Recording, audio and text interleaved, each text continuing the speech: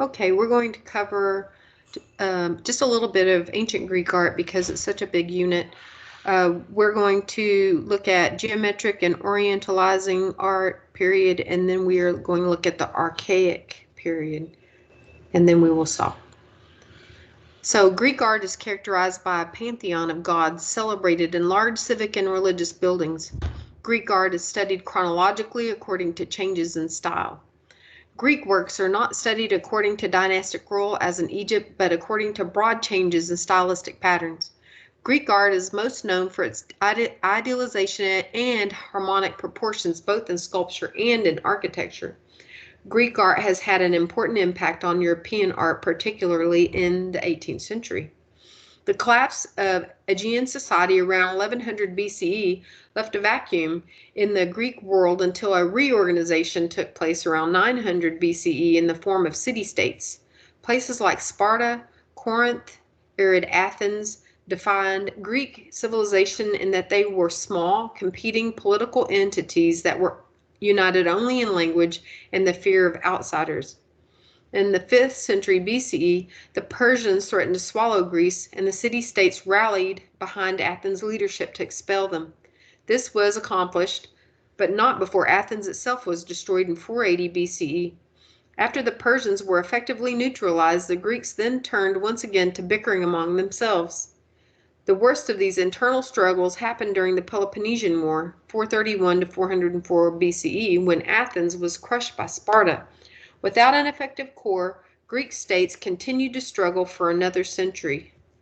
This did not end until the reign of Alexander the Great, who in the 4th century BCE briefly united the Macedonians and the Greeks by establishing a mighty empire that eventually toppled the Persians, but because Alexander died young and left no clear successor, his empire crumbled away soon after his death.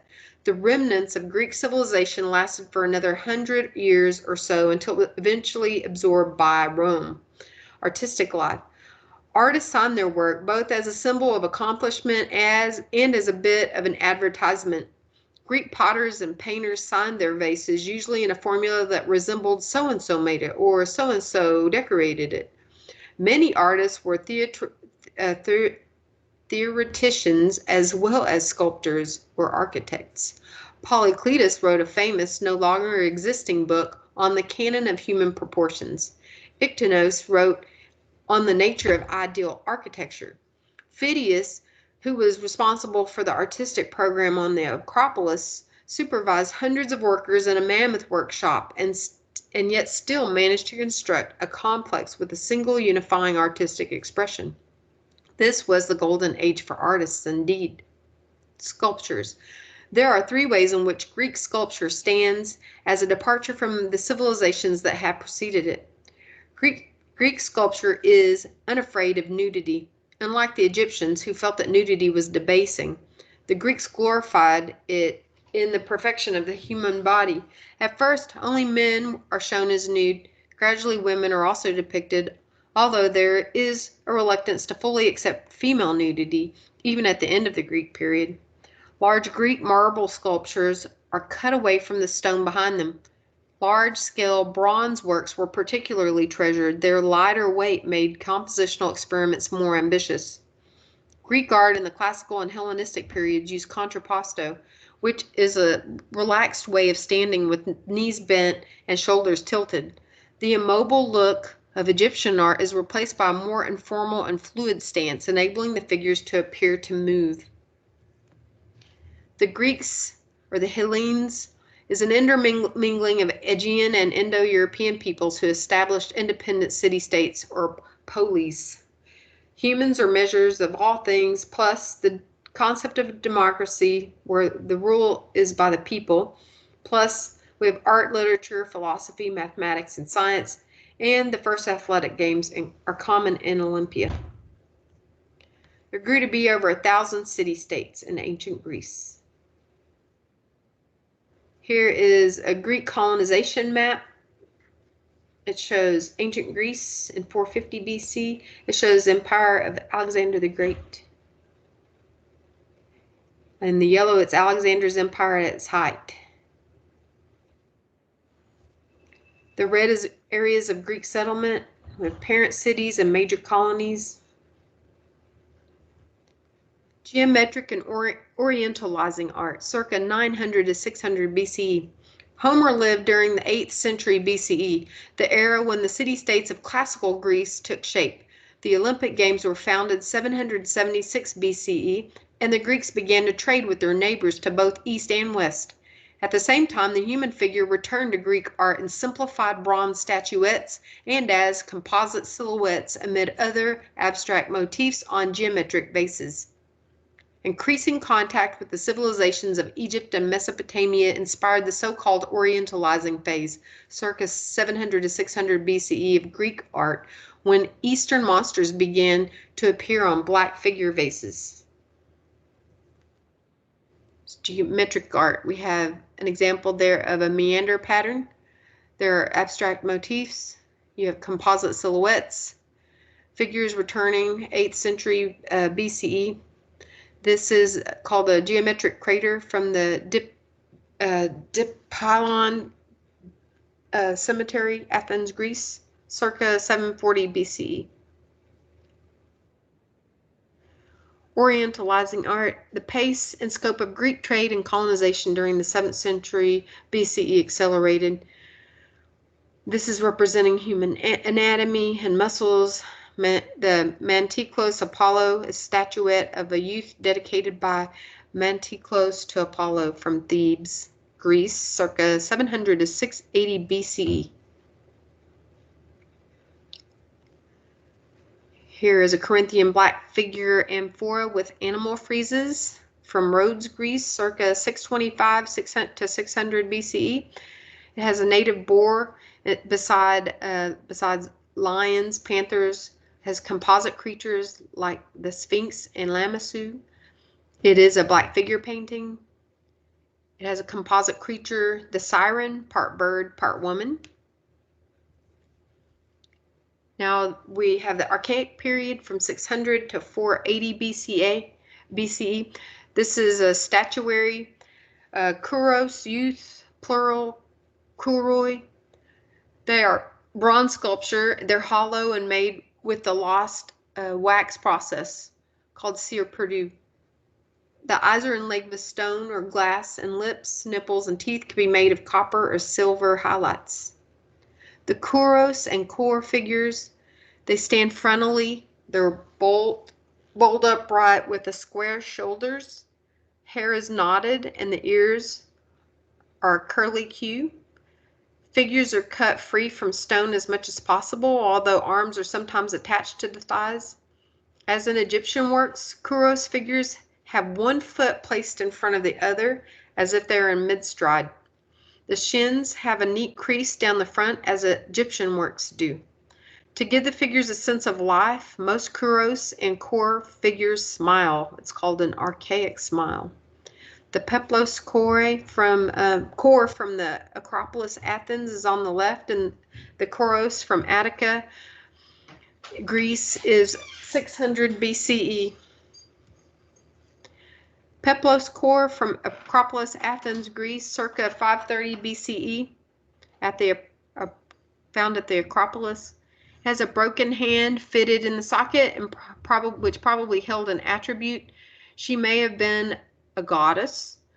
Her hand emerges into her own space. It breaks out of the mold of static archaic statues. Has a tightened waist, breasts revealed beneath drapery. It is so called because she is named for the peplos, traditionally thought to be one of the 4 garments she's wearing. She's rounded and naturalistic in her face. Much of the paint still remains, which animates her face and her hair. Her hair falls naturally beside her body. This is the kouros from Attica, and this is circa 600 BCE. It was a grave marker replacing huge vases of the geometric period. It's not a real portrait, but a general representation of an ideal warrior. He is rigidly frontal, emulates the stance of an Egyptian sculpture, but is nude. His arms and legs largely are cut free from the stone. He's freestanding with legs appearing to stride forward, in contrast to many Egyptian works that are reliefs or are attached to stone. His hair is knotted and falls in neatly braided rows down his back. His eyes are wide open. He has square shoulders, face is mask-like. He's named after a young military hero, Croesus. His inscription is at the base, identifies him. And some paint survives, which would have given the sculpture greater life. The archaic smile is meant to enliven the sculpture. The Archaic period, 600 to 480 BCE. This is a calf bearer dedicated by Rhombos on the Acropolis, Athens, Greece, circa 560 BCE.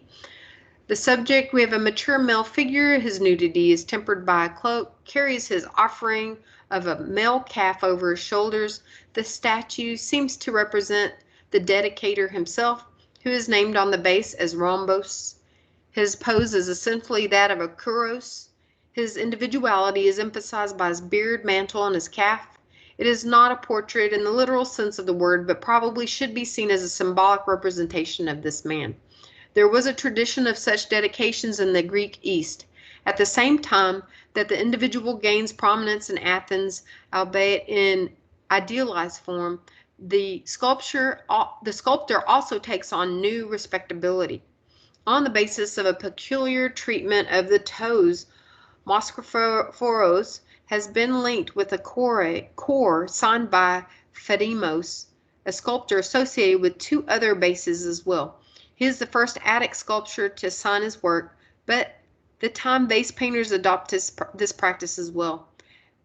As Stewart notes, it is perhaps significant that this takes place shortly after Solon's reforms promote the role of artisan. Form and style, the man and animal are expressly bound as a group. The obvious compositional scheme of crossed legs and arms, as well as more subtle links, such as the inclined heads, create an extremely unified work. The forms are simple and often schematic. The face round, eyes, brows, mouth created with simple arches. The navel button-like, the mantle indicated by lines and points. The beard merely a raised surface, presumably delineated in paint. However, the body structure is well developed. There is a tremendous interest and accomplished virtuosity in rendering texture. The subtle modulation of musculature shows even through the cloth, not because it is thin, but because it is soft. Similarly, the genitals of the calf flatten against the shoulder of the man. His body shows a concomitant response to the calf with a tensing of the forearms as they balance the weight of the animal. Condition is fragmentary. Condition description, lacking legs below the knees, hands, front of left thigh, and genitals have been chipped away. Chin broken off, foot with plinth and inscribed base certainly belong. Inlaid eyes are missing. Excellent preservation of surface. It's 5 feet by 5 inches. Restored height. It is marble fragment. Archaic architecture. We have the Temple of Hera 1, and then we also have a little image of Hera 2 there. The Archaic period brought the codification of the Doric and Ionic orders and the construction of the first stone temples with parietal colonnades. The Temple of Hera 1, also known as the Basilica, is an archaic Doric temple from circa 550 BCE. The temple is located in the ancient city of Paestum. The temple is peripteral with 9 by 18 columns on a 3-step stylobate. All 50 columns of the peristyle include the architraves have survived, making it one of the best preserved archaic Doric temples in the world. Temple of Hera 1 picture. And entasis is that middle swelling of the shaft of the column. Elevations of the Doric and Ionic borders. You'll want to notice some of the differences here. We have on the Doric temple, we have in the entablature frieze, we have triglyphs and metopes, versus Ionic does not have metopes.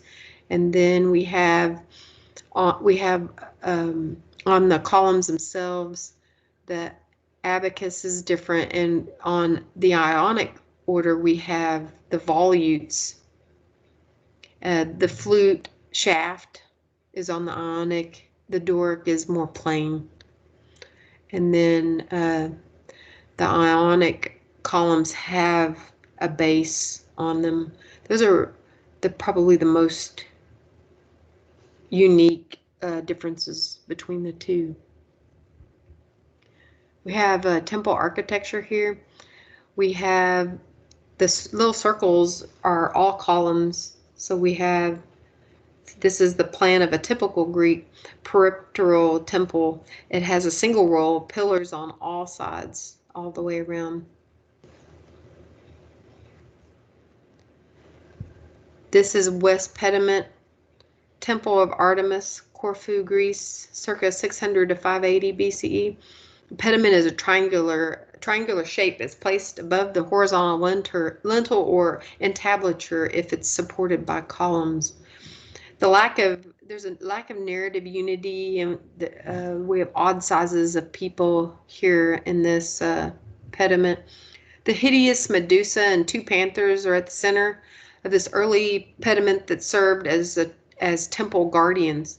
To either side, and much smaller, are the scene from the Trojan War and the battle of gods and giants. Innovations of Greek pottery.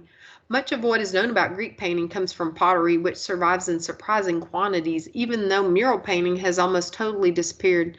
Professional pottery had been practiced in Greece from its origins in Aegean society throughout the entire span of the Greek period. Some vessels are everyday items. Others serve as tomb monuments.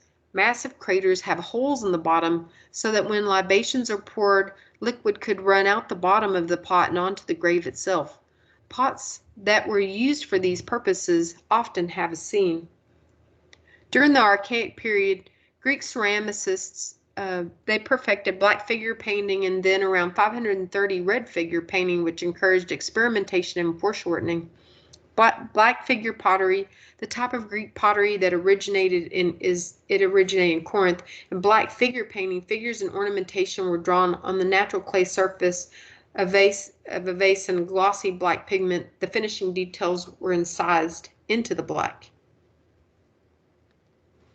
Black figure technique. This is the Cladius and Ergotimos, the Francois vase, Athenian black figure volute crater. It's from how do you say that? Treviso, Italy, circa 570 BCE. This is a real masterpiece of ancient pottery and prime epitome of black figure painting. The Francois vase can be considered a landmark in the study of Greek pottery, as it marks a turning point in the art's development, constituting a great advance in Athenian pottery and painting styles. It's signed by the potter and the painter. The vase has more than 200 mythological figures and 5 registers, the same format as on geometric and Orientalizing vases. Here's a red figure technique, a red figure vase. Euripides chose this theme as an excuse to represent bodies in unusual positions, including a foreshortened 3/4 rear view. He claimed to have surpassed Euphonius as a draftsman. So this is called the Three Revelers. It's Athenian red figure amphora from Volci, Italy, circa 510 BCE.